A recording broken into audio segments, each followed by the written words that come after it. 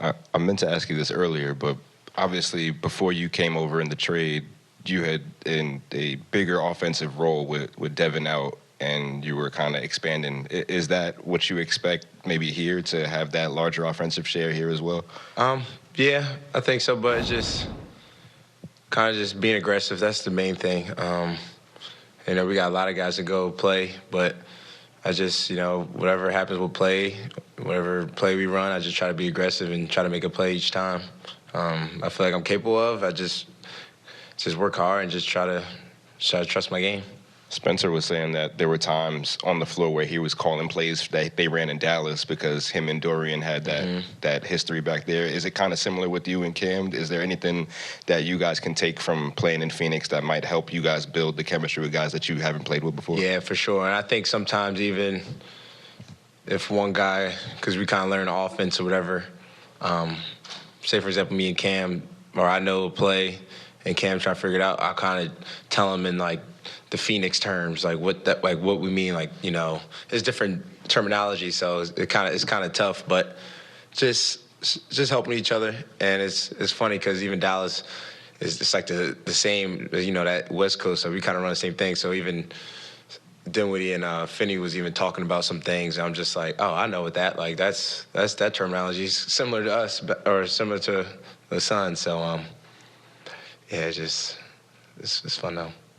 Mikal, kind of going off that, since you just played here on Tuesday, did it help at all, given you would have gone through literally a scouting report of the Nets and probably had some of their sets in mind and who does what, a bit better understanding? Was there any recency bias that factored into helping you tonight? Yeah, for sure. I just remember even today for shoot-around, just running a couple of plays. I just remember watching them, what plays they run with the big in a corner, and they run a little step-up action, We call it different. They call it different, and I need to stop saying that. We with the. I'm sorry. I'm gonna get it out.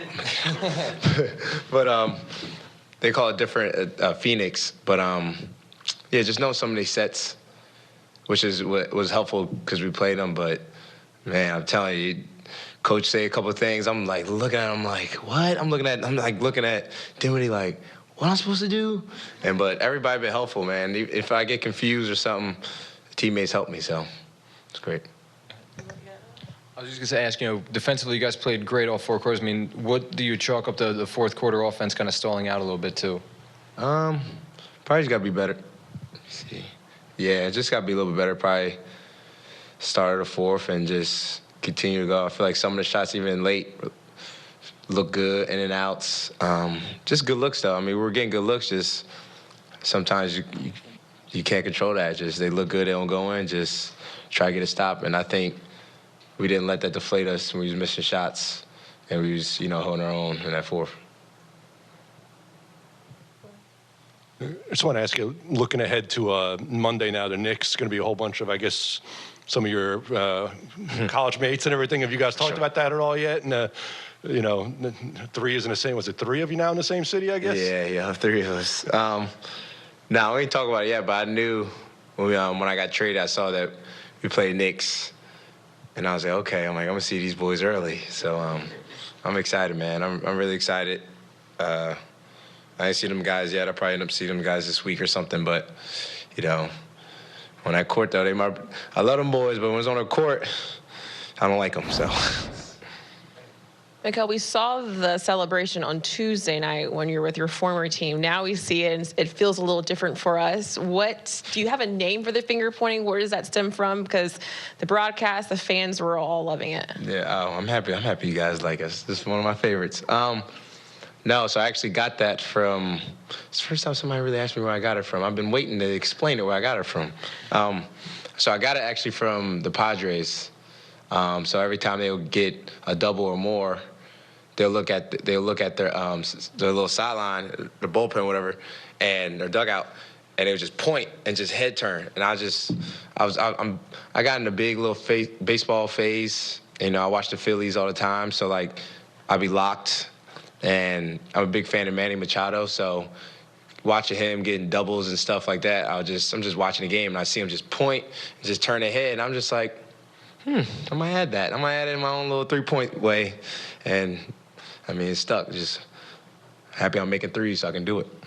Well, we're loving it, and so hopefully you can continue to do it. For the fan section, it's called the Brooklyn Brigade. When you stepped up on the free throw line, I'm not sure if you could hear them, but they were saying Brooklyn Bridges. For sure. Do you like that chant? And what can you just say, your message to them if they're listening? Oh, I love it. Trust me. I'm usually locked in, especially at the free throw line. I'm locked in on the free throw. But then just hearing that chant, I was like, oh, I kind of wanted to join in, kind of like want to make them yell it louder, but I'm so locked trying to make the free throw, but it was dope.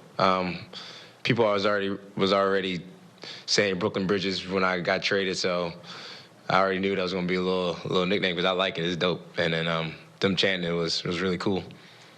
When Spencer hits that shot at the buzzer, just what's going through your head? Do you think it counts? Do you think it's going to OT? And then what do you feel when they wipe it off? I thought he just let go of it. Personally, I was like, oh my God, he saved me for that missed layup. Like, thank you. Let's go get an OT. And then, then when they called it off, it was just like life. I'm like, here we go, bro. I'm like, here we go. Just gotta wear the L and just learn from it and get ready for the next one. You were pretty aggressive with Harden, picking him up, most of the length of the court. What was the approach, the mentality you wanted to bring to that? The coaches, man, they was when we watched film, the first thing they said going over scout, we're like, we're gonna pick him up full court. Like, they looked at me, I was like, okay, I like this energy, like, hell yeah. And I was ready for it. So just the coaches doing that kind of even confidence-wise on defense, they give me confidence. I know I could play defense, but them knowing it and putting me in a situation like that was really dope. You and Cam obviously are very versatile defensively, and now you're playing alongside Dorian and Nick, two guys who are very high-level defenders, and even Spencer, who has some size at point guard. Can you just describe the feeling out there defensively of having all those guys together, and what's that like for you? Yeah, being able to switch, a lot of presentation, being in the shifts.